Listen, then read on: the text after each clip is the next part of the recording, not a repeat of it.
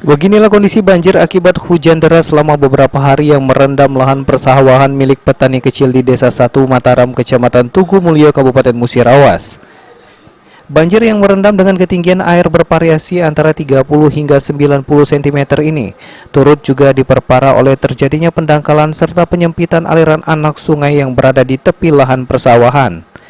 Menurut salah satu petani setempat mengatakan setidaknya selama hujan beberapa hari ini menyebabkan tanaman padi digenangi oleh air, sehingga membuat tanaman padi yang telah 2 kali ditanam oleh petani menjadi rusak dan terancam gagal panen.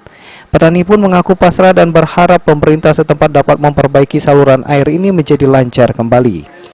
Jadi ini 3 hari berturut sudah deras terus, gitu. Jadi penyebab itu tergenang saluran air yang ke bawahnya menyempit, kurang bagus Pak ya? Kurang lancar.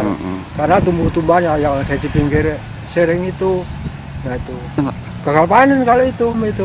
Gagal terus Pak? Gagal terus itu, masih terendam sudah, nah, habis bibitnya nggak tanam lagi.